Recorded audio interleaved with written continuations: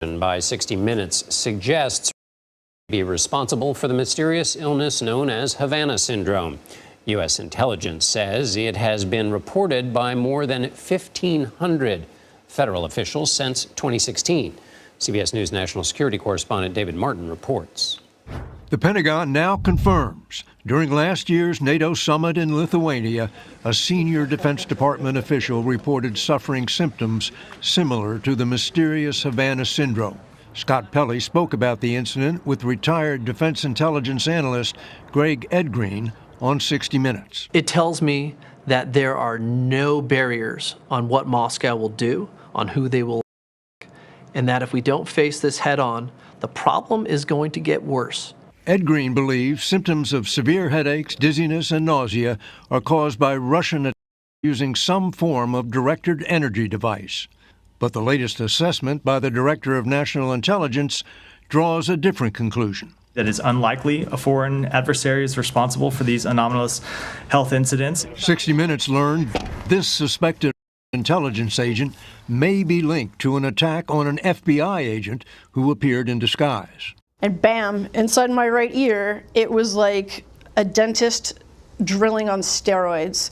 And this suspected agent to an attack on the wife of a Justice Department official in the country of Georgia. I am completely consumed by a piercing sound.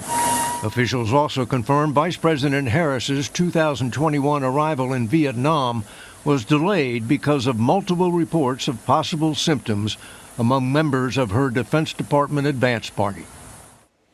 And David joins us now from the Pentagon. David, you reported that comment from the Office of the Director of National Intelligence.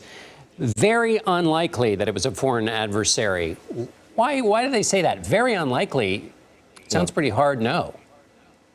Well, for one, they just haven't been able, as a matter of pure detective work, to pin any of these cases directly on a operative. Two, they have no intelligence that Russia or any other country has actually developed some kind of directed energy device that is capable of producing these symptoms that are associated with Havana syndrome. Two, they have no intelligence that Russia or any other country has actually developed some kind of directed energy device that is capable of producing these symptoms that are associated with Havana syndrome. And third, investigators can always find a more natural explanation.